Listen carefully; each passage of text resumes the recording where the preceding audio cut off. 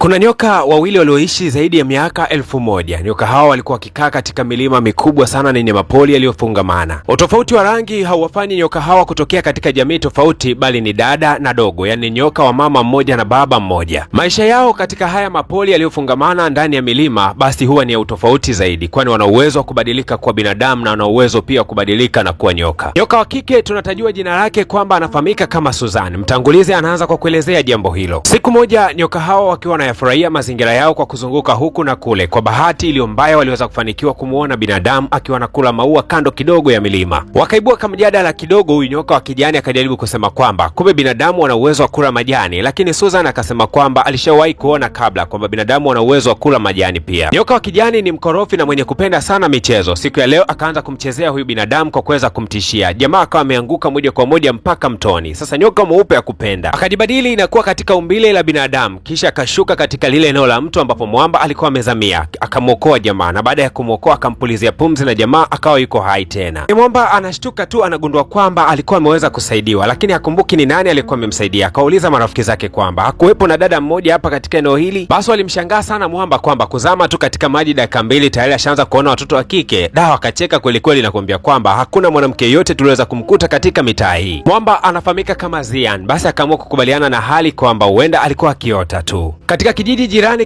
kinachopatikana kando kidogo ya ile milima, siku ya leo walikuwa wakifanya sherehe fulani, lakini mamasta wanaotokea katika hekalu walikuwa na hofu kwamba huenda kuna mashetani watavamia katika hiyo sherehe. Hawa mamasta walipoweza kuona wakina Zian pamoja na wenzake wakiwa katika maeneo ya mto, basi wakawa wameomba lifti, na wakina Zian bila shaka yote wakawa wamewapatia hawa mamasta kwa sababu wanaelekea katika sherehe pia. Sasa yule nyoka Susana ambaye siku ya jana alikuwa amempatia pumzi mwamba mpaka akaweza kukombolewa katika maji, akajikuta tu anatafakari na kuwaza lile tukio ambalo aliweza kulifanya siku ya jana, na akahisi kumpenda jamaa. Susana akamweleza dada yake kwamba nimesikia kwamba katika kijiji jirani kuna sherehe ambazo zitakwenda kufanyika, naamini kwamba naweza nikakutana na yule kijana, naomba nisindikize dada yangu. Dada yake bila iana yoyote akaahidi kumsindikiza mdogo wake. Sasa hapa katika sherehe, baada ya mamasta kuweza kufika, walikuwa wakihakikisha kwamba ulinzi unakaa vizuri, kwa sababu walikuwa na kidila fulani cha kuweza kugundua je, mashetani wamefika au la, lakini maeneo yote yalikuwa yako salama kabisa. Yule nyoka wa kijani baada ya kuona kwamba dada yake amekuja katika eneo hili lengo ni kumtafuta mwanaume aliyempenda, basi naye akaamua tu kujipendesha kwa mwanaume fulani, lakini kwa bahati iliyo mbaya alienda kujitongozesha kwa master. Lakini master akasema, "Oh hapana dada, samani bana, mimi ni mtumishi wa Mungu, nimekuja hapa kwa ajili ya lengo la kuinda tu mashetani, sijaja kwa lengo lingine tofauti lile, naomba tu nikuache." Bidada akawa amekasirika na kutoa mwiba fulani akitaka kumchoma master. Lakini ghafla tu akawa amemwona Ziang yule aliyekuwa anatafutwa na dada yake. Yeye bila hata haibu moja kwa moja akamfuata na kusema kwamba dada yangu anakutafuta sana wewe mkaka. Mwamba Ziang akashangaa sana na kusema kwamba samani dada, mimi sina mazoea na mdada yoyote yule wala hakuna ninayefahamiana naye. Sasa dada mtu kwa sababu anapenda masuala ya michezo akawa amejizamisha katika maji na kuanza kuisukuma ile boti. Mwamba akashangaa boti yake inakimbia tu, na kipindi hicho kulikuwa hakuna injini za maboti. Dada mtu akaisukuma ile boti moja kwa moja mpaka kwa dada yake ambaye anafahamika kama Suzana, akamwambia kwamba kazi ni ya kwako sasa, maliza mpango mzima. Asa bana, utamaduni wa nyoka wao ni tofauti kabisa na binadamu. Wao hawajui kuzunguka mbuyu ama kujieleza sana. Ikabidi bidada Suzana aweze kumweleza Mwamba kwamba nimekupenda na nahitaji tuwe katika mahusiano. Lakini Mwamba Ziane yeye akamweleza huyo nyoka kwa kumwambia kwamba mimi bana sikupendi kwa sababu ninampenda mtu mwingine, japokuwa huyo mtu mimi simfahamu. Lakini kitu pekee ambacho nakikumbuka juu yake ni kwamba mtu huyo aliweza kunisaidia kutokea katika kina cha maji, alinipatia pumzi yake. Bidada Susan alifurahi kweli kuyasikia yale maneno, akasema kwamba mimi ndiye ambaye unanipenda. Lakini jamaa akawa aamini, akamsukumia kwenye maji. Baada ya kumsukumia kwenye maji akatokea huko chini ya maji, kisha akawa anamkumbusha Mwamba. Mwamba Zian alivyomwangalia dada nyoka, alivyomwangalia namna alivyokuwa mrembo, afu jamani kwamba hajazoeana na watoto wa kike, namna alivyokuwa amekumbatiwa, yeye mwenyewe akakiri wazi kwamba anampenda pia. Wakaanza kukumbatiana chini ya maji. Lakini huku nje katika maeneo ya sherehe kuna master mmoja alikuja kugundua kwamba katika hii sherehe tayari mashetani wawili walikuwa wamefika na jinsia yao ilikuwa ni ya kike. Wakaanza kuwashambulia. Mapigano hatua ya awali yalikuwa ni magumu sana, na waliweza kupambana na wale mashetani. Mwisho wa siku wakaweza kuwakamata na kuwatumbukiza kuzimu. Kutoka siku ile ghafla tu wakajikuta upendo wao umekuwa ni mkubwa sana. Wakajikuta wanatabasamliana kila wakati, na kila wakati wanatamani kukaa jirani. Wanatamani kama hata wangejuana miaka 10 iliyopita. Hisia baina ya watu hawa wawili ilikuwa ni kubwa sana, na walikuwa kitamani kunjingi, kitu ambacho kikawalazimisha wao kuweza kuoana kwa haraka ili waweze kufurahia ulimwengu vizuri. Sasa yule master kijana ambaye alikuwa amependwa na nyoka wa kijani kwa hatua za awali sana, na baadaye akawa amepigana na mashetani. Kwa bahati iliyo mbaya akajikuta leo ana dalili fulani kama vile za ushetani. Mwamba alitambua wazi kwamba ameshaambukizwa ushetani na hivyo hatakuwa mtu mzuri katika jamii. Hatua ya mwisho kabisa jamaa alikuwa amefikiria ni kwenda kujinyonga. Sasa naye yule nyoka wa kike baada ya kuona kwamba penzi la dada yake limenoga sana, akaamua kumrudia yule bana master ambaye alikuwa akimpendaga siku ya kwanza. Lakini kwa bahati mbaya akamkuta Mwamba yuko kujinyonga. Akamuuliza, kaka handsome, mbona mbona sasa unakwenda kujinyonga jamani, na uzuri wote huo unataka uende nao kaburini? Lakini jamaa akasema kwamba siwezi nikaendelea kuishi kwa sababu nitakuwa shetani siku sio nyingi. Dada akamkumbatia mwamba huko akimwambia kwamba kwa shetani sio changamoto, kwa sababu hata mimi ni nyoka. Akatoa ulimi wake mrefu sana. Jamaa akashangaa sana, na hapa akapata moyo kwamba kumbe mwenye tatizo sio yeye peke yake. Siku ya kesho yake, master mkuu ambaye anaongoza ile temple alikuwa akitembea katika mitaa hii, lakini kwa bahati mbaya aliona kuwa watu wengi sana walikuwa wameathiriwa na hawa mashetani, kitu ambacho kikawa kimemkasirisha sana. Lakini pia Xiang alikuwa akihangaika kutafuta dawa na kuendelea kuwatibia wagonjwa wote ambao walikuwa wameathiriwa na hawa mashetani, lakini kwa bahati mbaya kulikuwa kuna matokeo kabisa. Hili jambo bidada Susan alikuwa akiliona na alikuwa anashangaa sana kuona kwamba hawa mashetani walikuwa na nguvu. Sasa Susan akaamua kumsaidia mwamba Xiang kwa kupulizia sumu yake katika maeneo haya ya dawa, akiamini kwamba hii dawa ingeweza kuwatibia hawa watu kiurahisi. Sasa huwa hajawahi kujitambulisha kwa mwamba kwamba yeye ni nyoka. Kwa hiyo kila kitu ambacho kinatumia uwezo wa kinyoka huwa anakifanyaga kisirisiri na jamaa hajui. Wakati mwingi bidada Susan huwa anaambatana na panya mmoja hivi. Ukimwangalia huyu panya ni kama panya ambaye wa kawaida kabisa wa nyumbani, lakini mara nyingi huyu panya yeye ana uwezo wa kuongea naye. Na siku ya leo huyu panya alikuwa akimwambia kwamba kwa kitendo cha wewe kusaidia binadamu unaweza kujipunguzia nguvu zako. Licha ya kwamba bidada Susan alikuwa amepewa onyo na huyu panya, lakini kwa bahati mbaya yeye akaamua tu kujitolea kuwasaidia binadamu. Ila sasa siku ya leo watu wote walikuwa wakipewa dawa, na baada ya kupewa dawa kila mmoja akaanza kuendelea vizuri. Sasa yule master mkuu kutokea katika hekalu akabaki anashangazwa na kuona kwamba hii kitu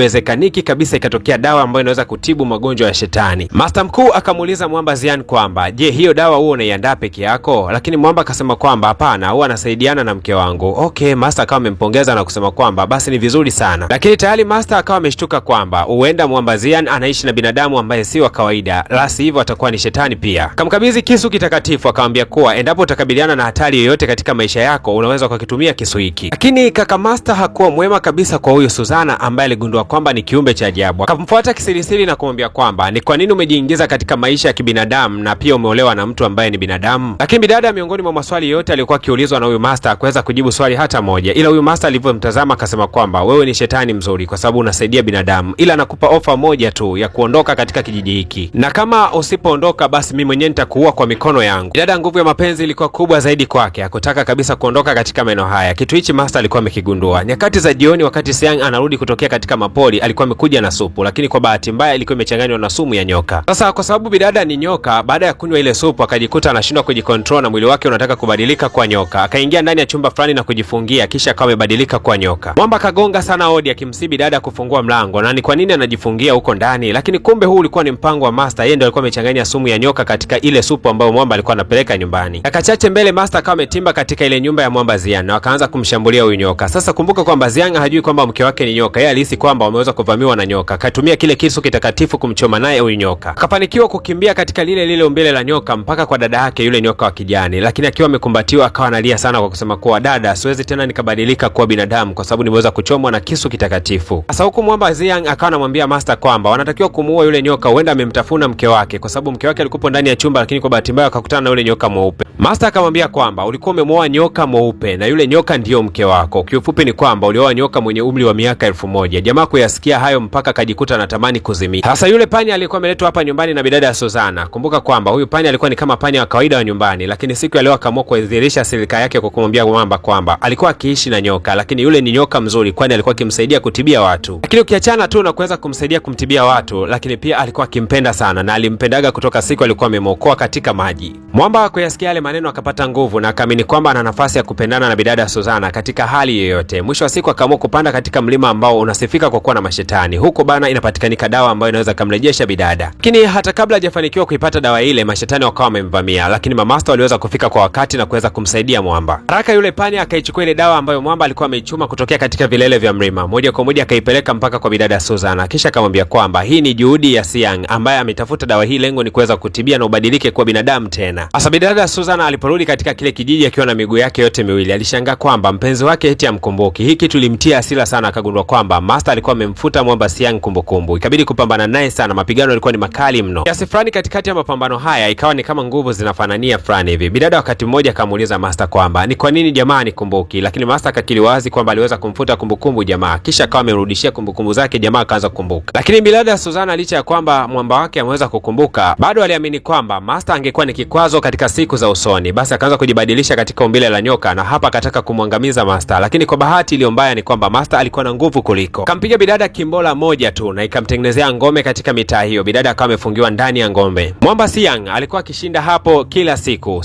na mchana akimsubiria bidada siku moja labda milango itafunguliwa na ataweza kuonana naye. Upande wa pili, nyoka wa kijani dada mtu alikuwa na penzi lake zito sana kwa yule master alikuwa amebadilika na kuwa shetani. Basi wao walikuwa wamejitenga kando kidogo ya mji na huku walikuwa kienjoy mapenzi yao. Na huo ndio ukawa mwisho wa movie inayohusu penzi la binadamu na nyoka mtu. Kumbuka kwamba ulikuwa na mimi naitwa DJ Paul na hii ni PVP Media Max. Nikukumbushe tu kugusa alama ya kusubscribe na alama ya kengele kwani vigongo vikali vinakwenda kujili mara baada ya hii. Nikukumbushe pia kwamba kila baada ya like 100 basi natoa kazi nyingine. Na kwa wale wote wanaopenda movies zilizoweza kutafsiriwa na madj wote nchini Tanzania kwa lugha ya Kiswahili ikianzia DJ Mark, DJ Black, lakini DJ Skills pamoja na DJ Mjukuu, basi ni vyema ukanicheki inbox kupitia nambari yangu ya simu kama unavyoweza kuona chini ya screen yako, na nitakwenda kukuunganisha katika group letu mwezi mzima. Utalipia mtoni wa shilingi 10,000 tu na unakwenda kufurahia burudani zetu ndani ya group letu. Karibuni sana.